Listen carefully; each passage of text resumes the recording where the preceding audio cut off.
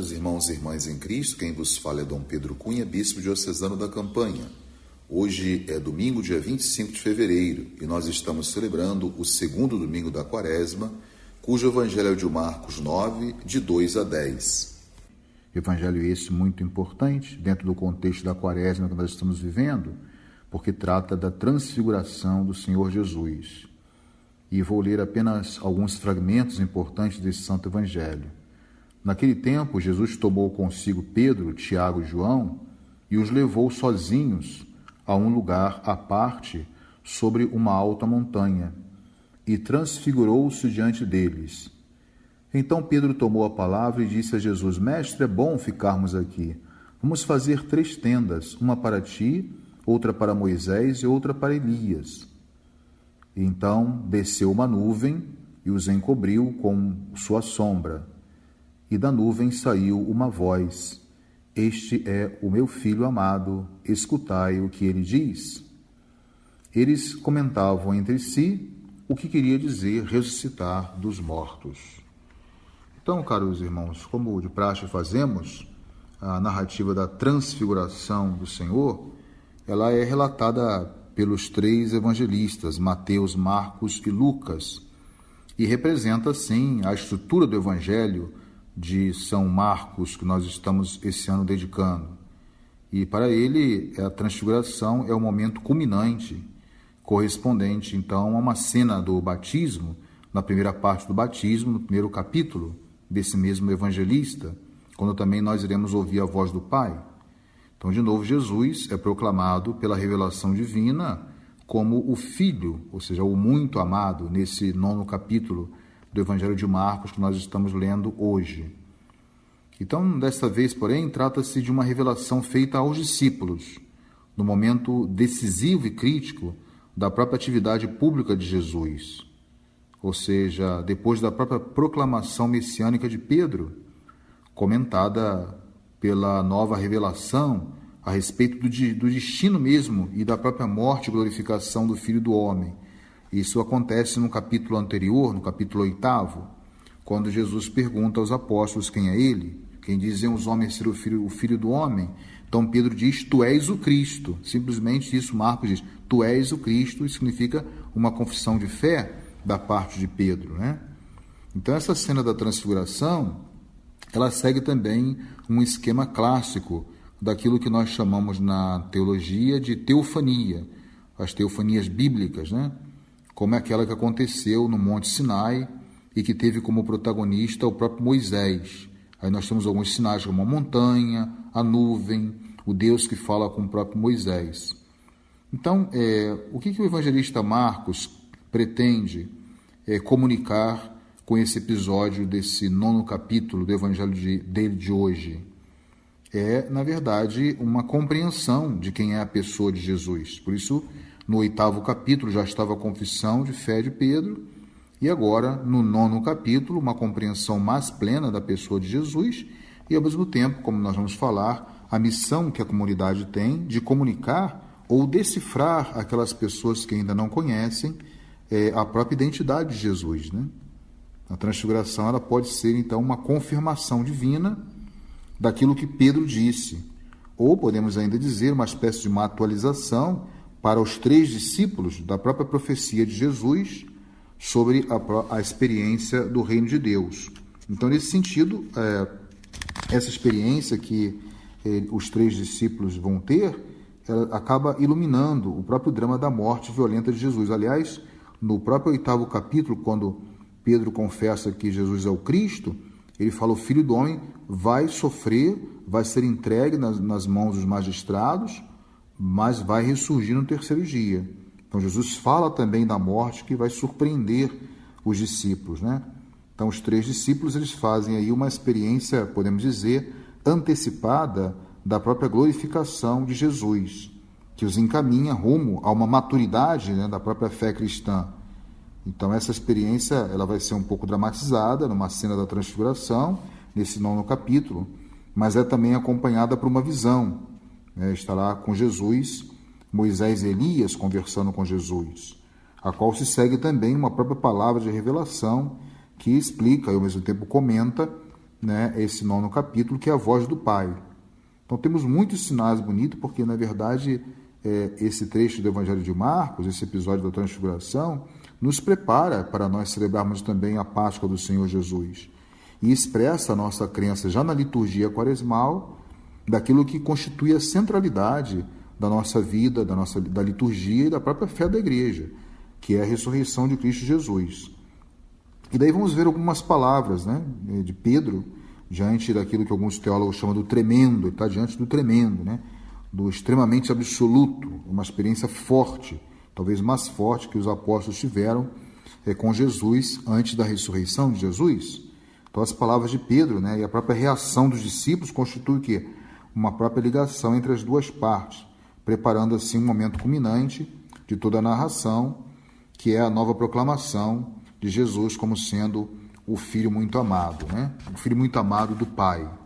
Então essa cena da transfiguração, ela apresenta Jesus na condição do ressuscitado, ou seja, de um ser celeste, daí as vestes brancas, né, resplandecentes, que são assim também um sinal de um mundo divino, ou um sinal de uma alegria, um sinal de vitória, um sinal da ressurreição mesmo. Depois a aparição dos dois personagens, nós já mencionamos aqui do Antigo Testamento, em colóquio com Jesus, como nós falamos, Elias e Moisés, né? Tem essa finalidade, portanto, o evangelista também, nesse relato, de indicar que em Jesus, o enviado definitivo, esperado para os últimos tempos, agora chegou. Deus envia aquele que todos esperavam, que era o Messias. E aí vem a proposta de Pedro, expressa que muito bem a própria reação humana, né, diante dessa experiência de um mundo fortemente espiritual. Então Pedro propõe construir uma tenda, uma morada para as personagens celestes, né, ou seja, 3 tendas, né, uma para Moisés, outra para Elias e outra para Jesus. Então aí ele não sabia, porém, como diz Marcos, né, o que estava dizendo, o que estava falando.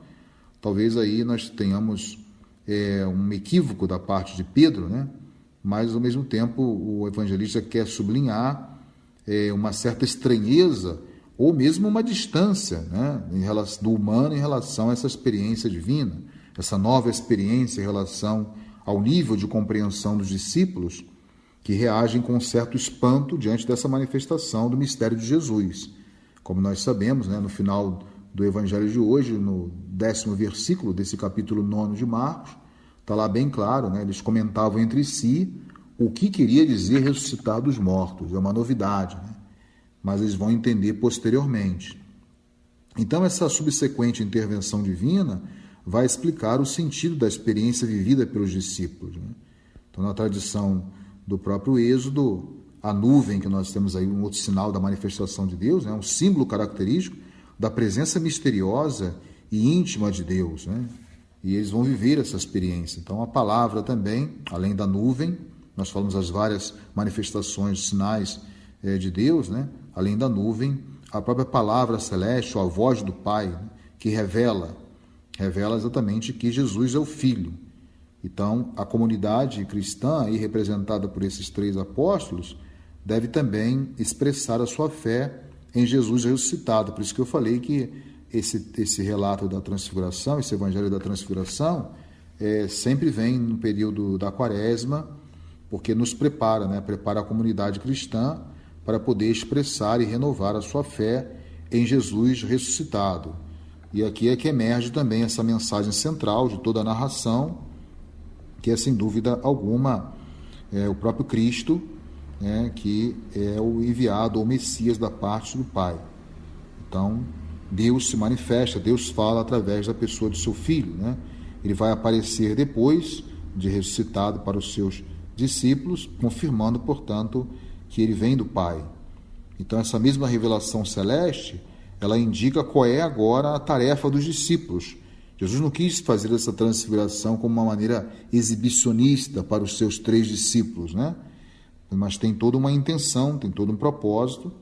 Não é que simplesmente também que Jesus tenha feito isso para que os seus discípulos estivessem simplesmente numa contemplação, né? Ou num puro êxtase, um êxtase maravilhoso, ou ao mesmo tempo com medo paralisador diante do divino, para Jesus mostrar que ele é Deus, e não é homem, nada disso. Ele é verdadeiramente Deus, verdadeiramente homem.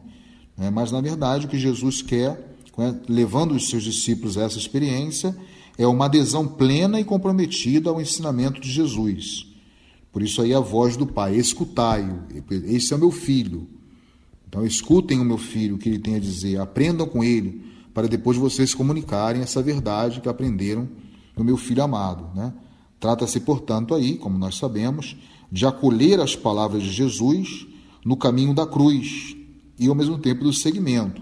Esse mesmo Jesus que se transfigura, é esse mesmo Jesus que ouviu a confissão de fé de Pedro no 8º capítulo, mas é um Jesus também que vai pré-anunciar a sua morte, a morte de cruz, mas também é o mesmo Jesus que vai pré-anunciar também a sua ressurreição. Então, são palavras fortes, e prepara também os apóstolos para abraçarem a cruz como sendo uma condição para o seguimento a Jesus. Então, o Jesus ressuscitado, ele também estará presente na comunidade dos discípulos por meio do anúncio e, ao mesmo tempo, do ensinamento que fundamentam o empenho não somente dos apóstolos, mas de todos os fiéis no anúncio central da paixão, morte e ressurreição de Cristo. Então, para concluir, no Evangelho de hoje, Jesus se transfigura para preparar os apóstolos para a sua entrega total a todos nós, e oferecendo-se também ao Pai em sacrifício para nos salvar, prepara os discípulos para esse momento crucial.